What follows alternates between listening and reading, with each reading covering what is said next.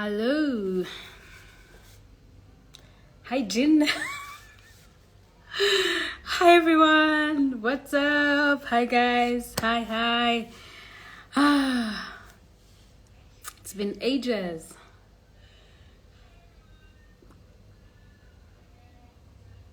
What's up? Hi, everyone. It's exactly 1 minute to our broadcast, so don't worry, you're in time. My name is Shirandho today. If you're new here, thank you so much for coming. Thank you so much for tuning in. I'm very excited for today's broadcast for so many reasons. First of all, because it's been such a long time since I last did Sheila's Digitalks. I've been in a brief hiatus of like 6 months. What an embarrassment. But I'm glad that we're back. But also, very importantly, I have a very, very unique guest for me and for you guys. And I really, really hope that you follow and enjoy our discussion. And in case you don't know, I'm hosting Mrs. Natasha Museveni Karugire. We're going to be discussing her new book, What's in a Name, Kainembabazi, and she's definitely going to be unpacking for us many other things, of course, including why did she decide to write this book particularly. So let me see if I can get hold of her now. Yeah, she's there. She's already there. I'll be picking her up very shortly. Let me just make sure that we give maybe an extra minute to one or two other people that will be joining us. Hi, Natasha. Yes, I can see you. Thank you so much for joining us. Can I just write down the topic so that anyone else that joins us much later does not get lost, has an idea of what we're talking about? So I'm going to do all that in like 1 minute, as we give the other people, time for them to join us. So let me just write the topic here and the guest, then we can start. Okay, where? Man, it's been ages. Like, I don't even know what I'm doing now. Let's see. Where am I supposed to write to pin this thing?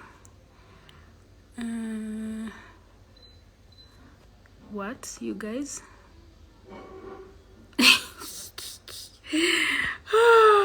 I can't believe this. It's been a while. Okay, so I'm trying to pin the topic. Anyway, we shall just start because my guest needs no introduction. If you join us along the way, I hope that you can follow. We are discussing her new book, What's in a Name, Kainembabazi.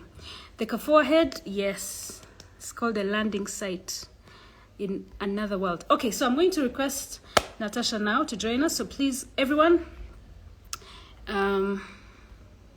pay attention. Let's see, do I have Natasha?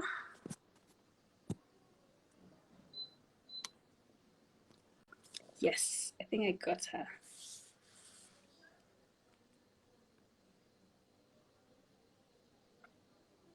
Hi, Natasha. Hi, thank you so much.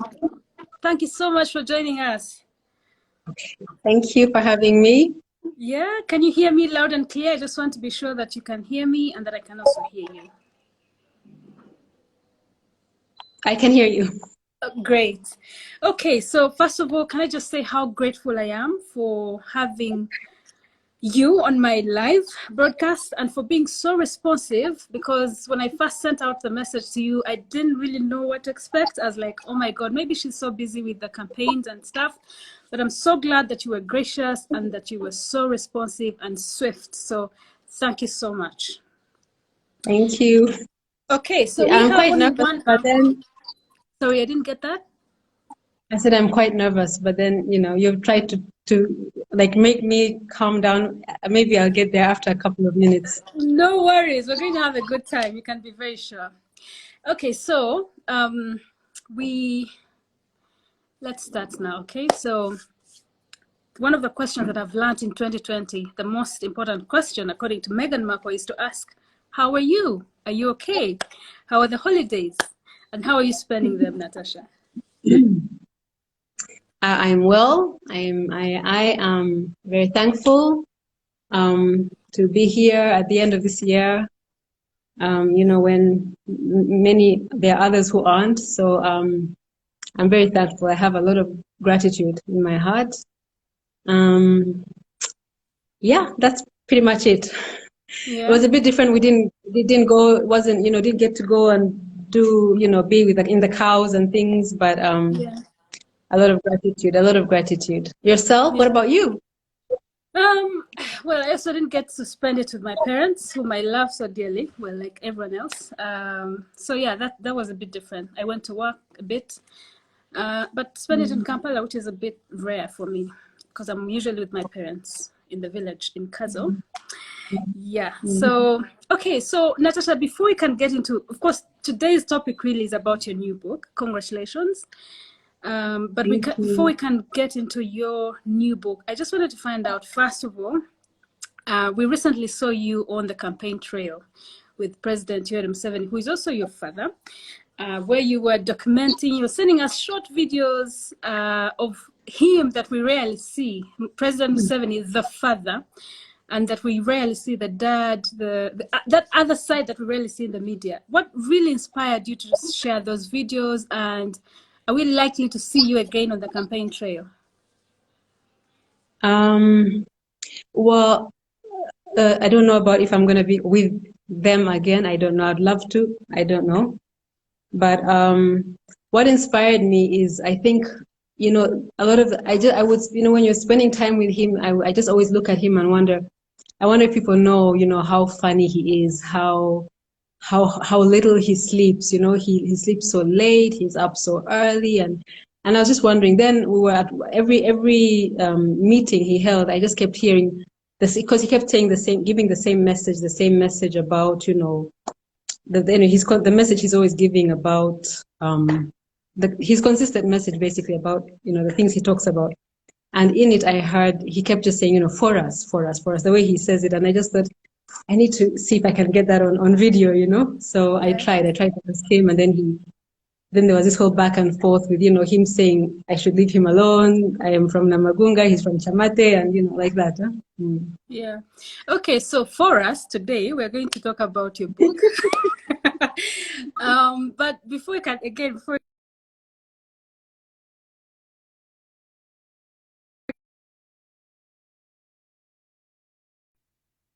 turn my calls off. Sorry. I think someone tried to call me. Sorry. Okay. Oh God, I should have done this a long time ago. Okay, sorry about that. I wanted to find out from you, how has it been like, the pressures of being a first daughter, as we call you, and the pressures from the public? How have you been able to balance those pressures, the pressures from your parents, the expectations from your parents, and the pressures from the public? How are you able to balance them, but also still maintain your own life as Natasha Kainembabas? Okay. I think my parents had probably, the same expectation that any parent has of a child. So they didn't have like expectations like that are different from any other father or mother. They wish you well. They want you to be educated. They will hope you, find a life partner, and so on and so forth. So there was nothing so extreme there. And also, I think because I'm not in public office or anything, so I don't know what people would expect from me. So I don't have much. I don't feel that I'm under any pressure from the public or anything.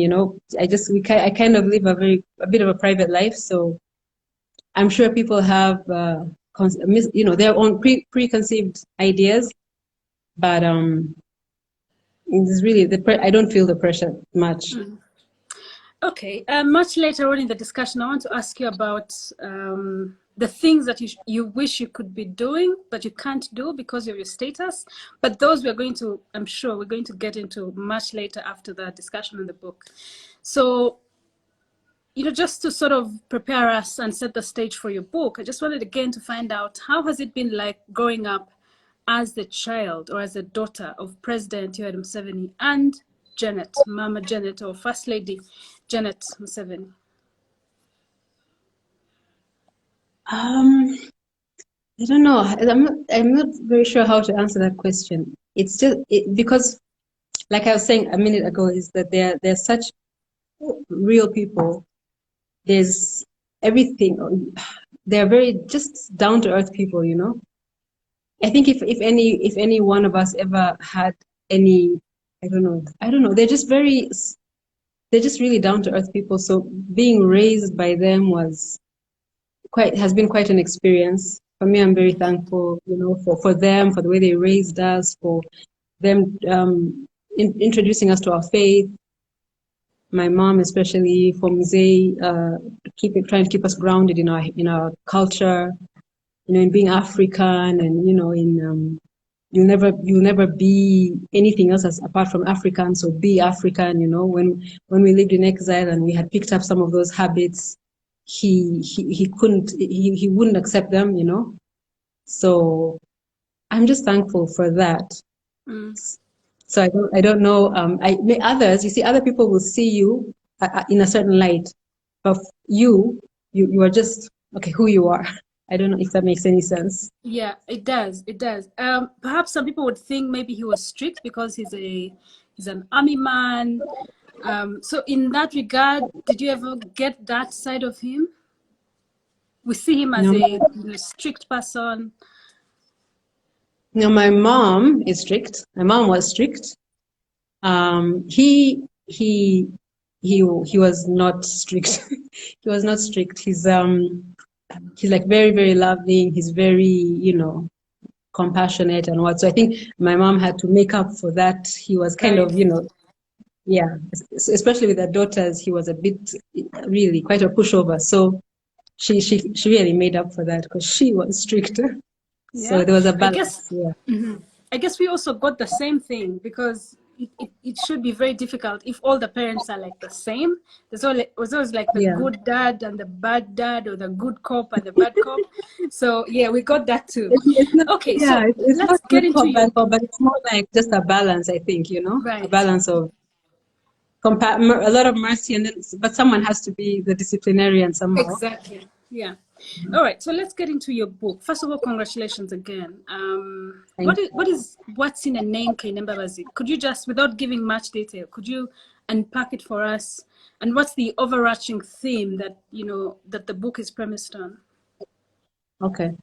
I think I think it's mostly about whenever I'm talking to elders and people who are older about culture, about so many things, there's just so much depth I feel we haven't shared that is unknown, about our cultures.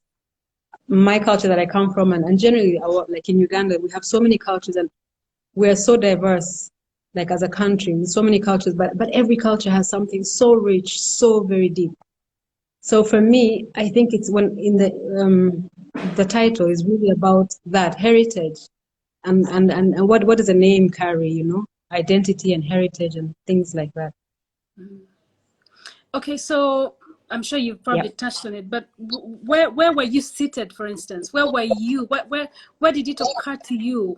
At what point were you in your life? Did it occur to you that you needed to write a book about, heritage and culture?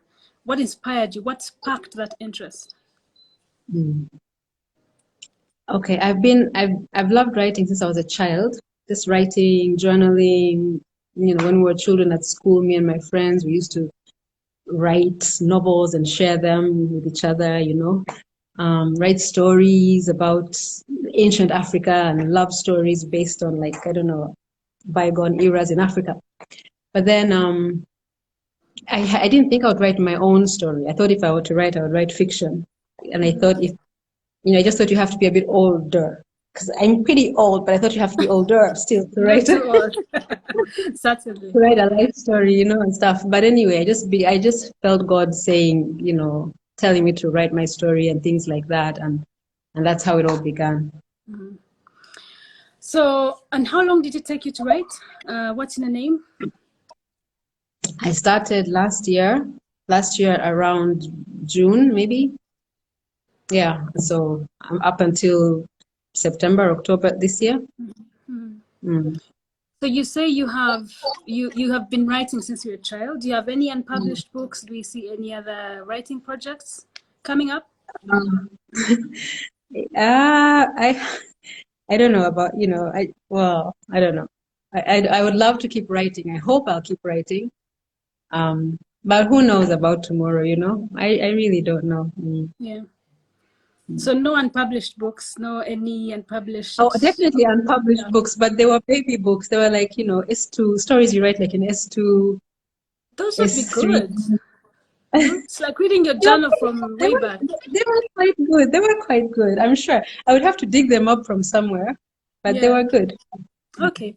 So how was your schedule like when you're writing? And really, I'm asking these questions so that if there's any writer that is watching, they'll probably get one or two pointers and maybe might be inspired. And so how is your schedule like when you're writing normally? Okay, so this is my first like real serious like thing. I write articles. I've done all other kinds of writing, and normally they say that when you're gonna write, you should have a schedule, and at a certain time you sit and I tried it to have a schedule to sit down at a certain time and just start writing, but it didn't work for me. So I would there are days, and especially at night, there are times I would be so I'd keep writing. Then there are days I'd go for days without just I'd be blank for days. So I just don't know that I even have a formula. Maybe God willing, if I get to book number 2, I'll be able to share some wisdom. Yeah. And so that would be, I think, like writer's block, where you get to a point and you just don't want to write anything. You literally feel your head is jam-packed. You have an idea, but you can't put it down. So how do you overcome writer's block? I'm sure even in your movie, the biopic about President Yoweri Museveni's revolution, 27 Guns, I'm sure you probably also did some writing for it. So how did you overcome writer's block? I would just wait. I would wait, because if I try to insist or force it, somehow it would just wouldn't work. So I would just wait a day, wait 2 days, and then keep going. Yeah. Okay, is there do you have to tap into something for inspiration? I'm really trying to stay away from discussing the depth of your book, because I don't want to do any spoilers. I want people to go and buy it and read it, so we're not discussing anything in detail about your book. So where do you draw your inspiration? And I appreciate that you've said this is like your first serious work, or first serious book that you're writing, but I'm sure that once in a while you have small little things that you script or write down. So some people draw their inspiration from, conversations in restaurants or events in the news or something they've had. So where do you draw your inspiration? I don't know, if I'm journaling, then I'm just normally just pouring out emotion. So when I'm just, I just write. Where someone would be crying, I'll be writing. When I'm praying, I'm writing. Right. So that's when I'm journaling. When I was writing the story, it was very interesting, because I would feel like it was a very interesting experience. It felt very spiritual, because I felt like I would be going into I don't know what to call it. I think when you sit down to chronicle life and things, and then you begin to realize how much you've been through, what it is you walked through, what it is you survived, and things like that. It's a very powerful, very I don't know, it was just a very, very wonderful experience for me. Okay. So I don't know that I know where you ask me, where do I draw inspiration from? But for me, so much in life is just so much. Like you say, it could be, but mostly it comes from inside. For me, it mostly comes from inside. What's happening inside is what I want to bring out. Do you feel that your relationship or your closeness to your dad or your parents, for instance, your mom, or the events that sort of shaped your so the exile, like you talked about, do you ever tap into those moments? Well, maybe not regularly. I don't know. Writing brought so much back to the forefront of my mind, because you have to sit and just go back in your mind. So that took me back, and that was it was very emotional. Going back in my memory now as a grown woman, as a mother, like trying to relive that, as you know, now I was seeing it through my mom's eyes. I was seeing it different. So I don't remember the question. Sorry, I'm rambling. What did you ask me? No, that's fine. That's okay. I could actually ask you another question. Why was it necessary? Why is it necessary for you and for any other writer to sort of document the stories, especially about our heritage and culture? This is what you started with, but I'm sure you can shine more light on that. Yeah. I'll give you a small, just let me give you, I'm just pulling from different places. While we were editing the film 27 Guns, it was edited in South Africa. And I was sitting with the editors and we were looking at one of the scenes and the guys saw the longhorn cows. And they were like, what is this? And I said, those are cows. And they said, this looks like something out of like a fantasy film, you know? So something for us that we take for granted is like a novelty in the rest of the world. Basically what it is that there's so much beauty that we have in Africa, in our cultures, so much beauty that is just not articulated, I feel. That's on the one hand. That's just about our cultures and our languages and our poetry and our music and things like that. Then on the other hand, I think it's just important for us as Black people, as Africans, to write our stories. Because the more we allow, I don't know, a vacuum, somebody else surely will come and fill that space, as has been done like in history. Right. Perhaps before we can get away from, your book, where can one get the book? How much is it? And can I get an autography, for instance? Can I have your signature on one of the books that if I want to buy? Yes. Would that be like a book signing event? Oh, I wish. I'm not sure about that now with coronavirus and everything had to be done a bit different. Where we would have wanted to have a nice dinner and stuff, book launch and book signing and all these nice social events. It had to happen a bit differently because of the time and whatever is the pandemic and everything. So I'm not sure if there'll be a book signing. I'm not sure, but it's supposed to be in the bookshops. I think today, and they say it's at 30,000 around there. Mm-hmm. Okay, so in case you're watching this, so if this was like TV, this is where we say, let's take a short break and then welcome people back. So let me first do that and then we can get into the other aspect of the questions. So hi everyone, thank you so much. In case you've just joined us, you're watching Sheila's Digitalks with Mrs. Natasha Museveni Karugire. We're discussing her new book, What's in a Name, Kainembabazi. And if you're really, really interested in buying it, which I think you should, she said it should be in the bookstores either today or maybe some other day. And it's only 30,000 shillings. So please, please, please, please, I hope you can go and buy.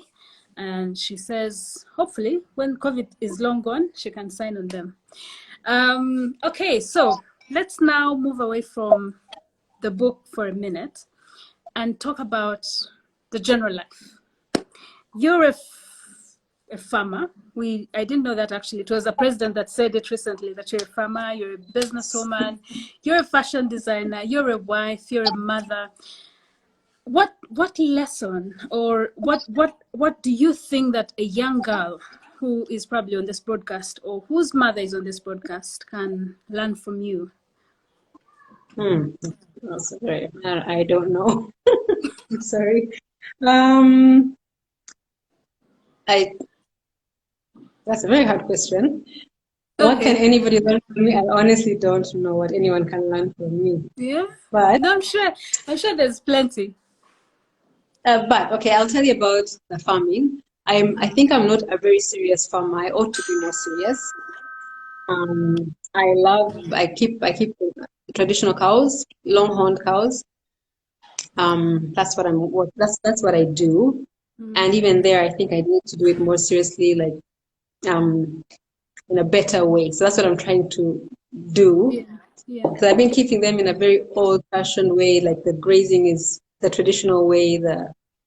everything is very different. And this has been a point of contention between me and my husband, because he's very he's like really a very serious guy. He likes doing things that make sense economically, and for me sometimes I'm like, but they're so beautiful, and he's like, they're animals, and so we have those fights.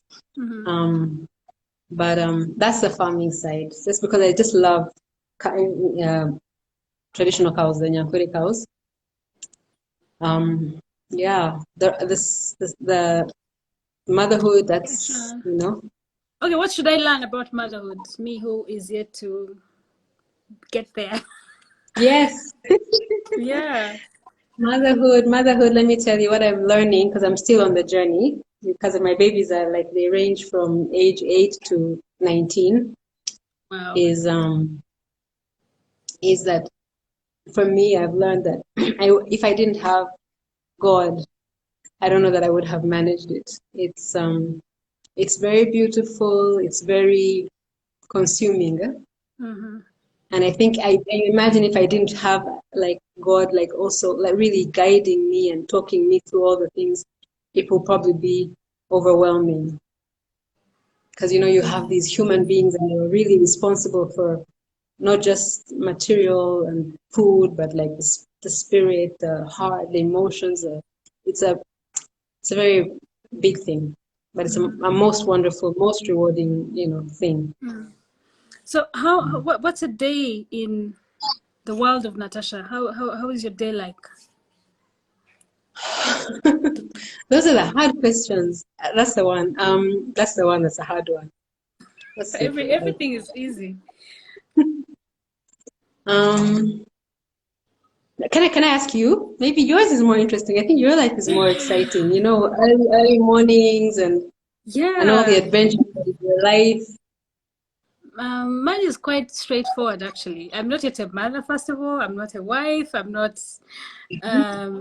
Yeah, so it's okay. That's a hard one. You see, it's a hard question. Yeah, that's a hard one. That's a hard one. Okay, so let's see. No, but seriously, mine now it's a bit flexible. Not like in the past when I was like an active journalist. Now it's a bit flexible. So I have my own agency. So I like report when I want, and also depending on how much work I have on my desk, and then go to work, say read news and stuff like that. So mine is a bit more determined by me. Yeah, I don't have all these dependents, the kids, and so I'm very sure yours would be not yet. hard. Yeah. Okay. So, all right. So let's get back into your being the first daughter or a first daughter. I'm sure you've had so many things or myths or truths about being the first daughter or being the child of President Yoweri Museveni. What's the funniest that you've had? I think in my life, because in my life, I am surrounded by family and friends. Mostly, I mostly interact with friends who know me from like school days. So none of them has any myths about me. They know me like down to the last, as in they really know me.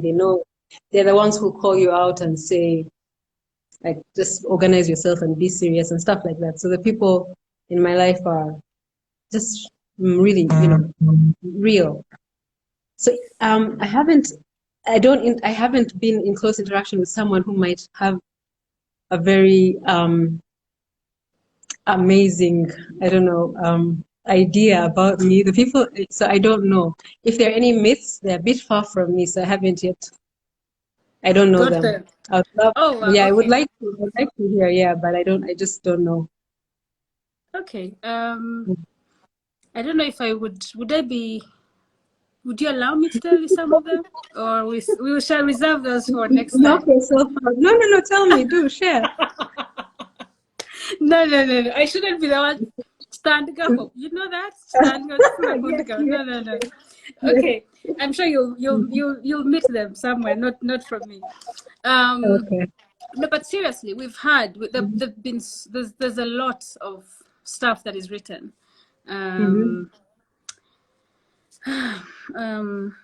I don't know. I usually have comments running. I thought people would be commenting and stuff, but they would probably Commenting have and saying given. They would have given like me.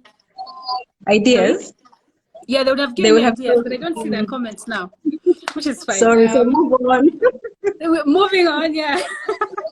No, but Mhm. seriously, I'm sure that you should tell me some of them. There should be some funny ones that you've had.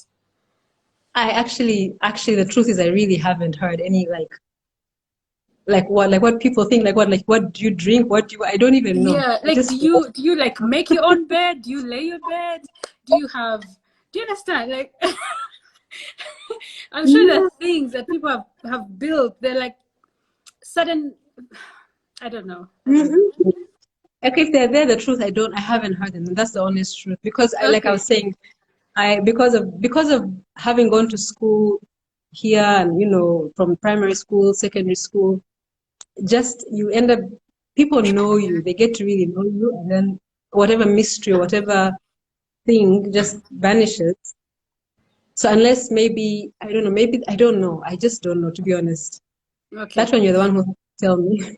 Okay. I'm sure I'll find Mm. some of them. Cool. Okay, so um hmm, you have a close attachment, and I've just seen actually a comment in here.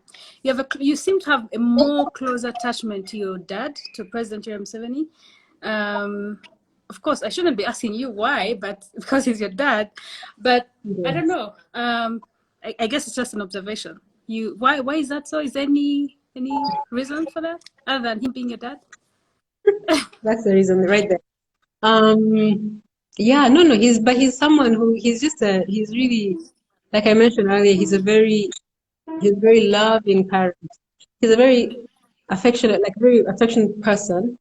So as a father, that's how he was. And I always tell my mom that I'm really thankful for her, because if it wasn't for her, I think I definitely believe I would have a very big head, because he gave us very big heads, like the girls. He really told us, like, you're like all that. So she needed to just help us, you know, stay organized. Yeah. So I think that's just his nature. So Hmm. Are there things that mm. you wish you could do but you're unable to do because of your status as a first daughter? uh, mm, uh, I don't know. Probably, yeah. Just a maybe freedom of movement, a bit more things like that. But that would probably be the extent of it, I think. Hmm. My life is quiet, so you know. Yeah. I'm sorry, am I not answering? Am I not giving you like exciting answers? Sorry. No, that's I think okay. I'm not. That's fine. No, that's fine. That's your answer. It's as real as it gets, and that's always what I'm looking for. Um, okay, so the other question I really wanted to ask you is, what do you think? What aspect of your parents? And I'm really sorry because this is about your parents, but it's also really about you because this is your book that we're discussing, and I'm sure they're very central to you and to your life, and not just you, but all your siblings. So, what aspect of your parents, of President Museveni and the First Lady, do you wish that the public knew that we don't know? Um, what? Well, I don't know. Okay, I write a lot of it in the book. I write about what I think about their nature, their characters, their personalities. But like Mama, for example, Mama is a very, quiet, very graceful person. But I think very few people know is that Mama is actually very funny. She's a hilarious person. Like she has a very interesting sense of humor. So that's for Mama. But because of her demeanor, uh, it's not easy to know that about her. People see her and she's always praying and she's always, so you can't know just how funny she is, but she's a really funny person. And then Mzee, okay, everyone knows that he's so funny because he's always joking a lot of the time. But I think, I don't know, for me, I think it's just that for him, maybe it's also a known thing, I don't know, but the consistency. he's so consistent. And like, he's someone who wakes up early. He's always either going through paperwork or reading or making phones. As in, they both work so hard. So they inspire me that way. I don't know if that's known or unknown, but Muzee's life is out there. In fact, Muzee, sometimes we tease him. He doesn't keep things. It's like if it happened, he'll say it, and he'll just go on the microphone and say something crazy, and you'll be like, but he'll just kind of put it out there. Right. So I don't think there's much hidden about him, really. Yeah. He shares. He's quite a sharer. Mm-hmm. Is there any aspect that you pick from them? What do you take from each one of them?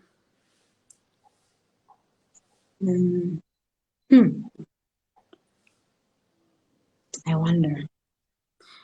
Can I volunteer something that I think could be? You can. You probably have a sense of humor like your mom. I would like to think so. I would really like to think I'm funny, but I don't know. Okay. So speaking of what you take after them, are we likely to see you join in your parents' footsteps in politics, whether be it elective or appointive? What is the opposite of elective? Could you be appointed, for instance? Anything? Are you likely to hold a national office? Will you follow in their footsteps? You know how there's a saying that never say never. But for me, I think because of growing up with them and seeing what is required, truly required to do these kinds of works and things like that.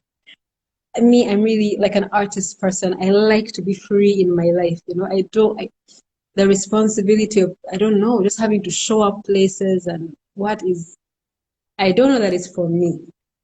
I talk a lot. I like talking. So some people say like, oh my gosh, you'd be such a good politician because you talk, right? Because I'm quite talkative. I talk. Like in my family, I'm the most talkative person.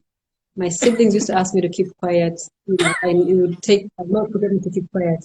So but I don't think that's what it means, because the way I see, when I look at my parents, I see that it's not just about, what's the word? It's not just about oratory, just speaking. Yeah. It's about service. And I just don't know that I have that. So I don't think so. Okay. I don't think so. It's a bit safer to... It's like the never say never that you started with. Yeah. Yeah. Okay. I don't want you to call.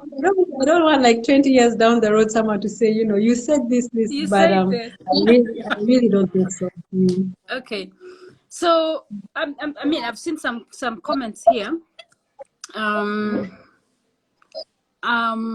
Okay. Let's see. Let me sample some of them just quickly about the book. Amazon books for people not in Uganda. Will there be books on Amazon for people that are not in Uganda? Yes, they said that they should be in maybe late January, hopefully. Okay, that was a comment from. Let me try and get the name so that they can be sure that I'm with Bujingo. Bujingo is on that asked that question. So somebody said, there's a funny one. I'm sure you'll not mind this one. P3 Trina, Patrina, I think. That was it. Natasha, whose hair got burnt in the salon.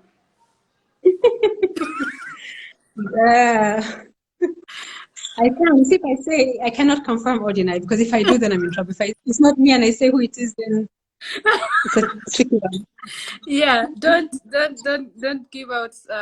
Okay, let's see. Somebody said, Murunji Darren, whom are you writing for? Like, what audience are you targeting and why?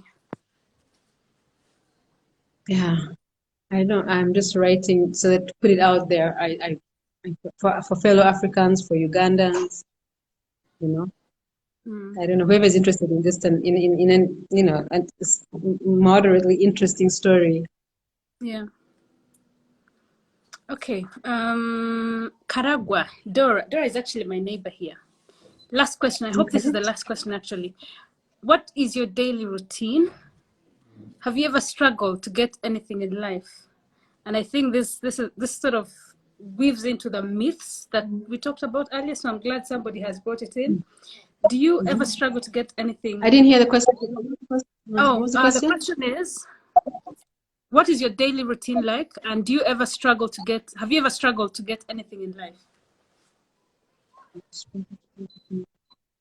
Like what, for example? I think. Yeah. Okay, Or so I'm going to maybe ask Dora. maybe you can, for example, like what? Yeah. Okay, so for me, let me put it this way. My personal story, aside from what is in the book, it's all in the book, is that I gave my life to Jesus when I was very young. I'm a Christian. I am saved. So I've walked with God like since I was very young. So I pray for everything. I pray, and then sometimes God answers you yes, and you kind of get your heart's the thing you prayed for is what you get, and sometimes the answer is no. So that the thing you have prayed for, maybe you've desired so much, you keep it for some time, or it won't happen. So maybe I don't know. I don't know if I'm answering her question correctly. Yeah. I've struggled. Maybe I write in the story about how I think I feel I'm not gifted in business as a business person. I always know that my strength is in art, design and this and that. So I feel like I have struggled that there, even when I have my fashion business, running it in a business way has been not easy, So thankfully, a few years back, my sister, who's more business minded than me, came on board, and so we were able to work together. So that me, who is strong in art, can do this part, and then her, who is stronger in the business, can do that. Mm-hmm. I'm not sure if I've kind of answered her question. Yeah. Okay. So I think, are there any parting shots that you have for us?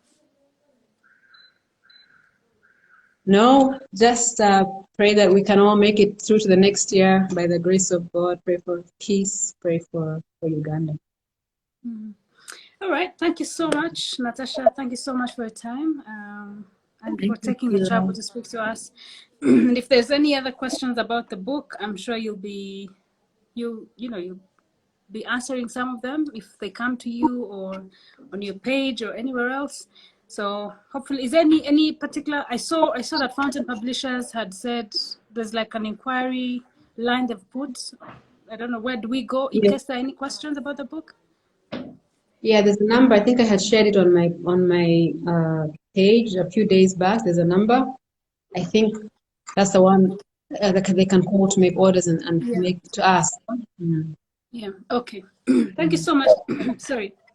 Thank you so much, Natasha, for your time, and I really, really appreciate for being so responsive and swift and gracious. Thank you, Sheila. In your responses. Thank you. Thank you. Bye. Okay, so thank you everyone for your time, for joining me, for joining Sheila's Digitalks. I'm going to try and make this as frequent as possible, and of course, thank you to Natasha and everyone else. There's so many people. So the reason I had to turn off the comments is there are so many of you that were sending in, and it sort of crowds the screen. So that is why, because we had such a huge viewership today. I think today's was the highest that we've had. So that is why I had to disable the comments, but I was still able to get them. And that's why I was able to read some of the comments to her. So thank you so much. I'll see you again very soon.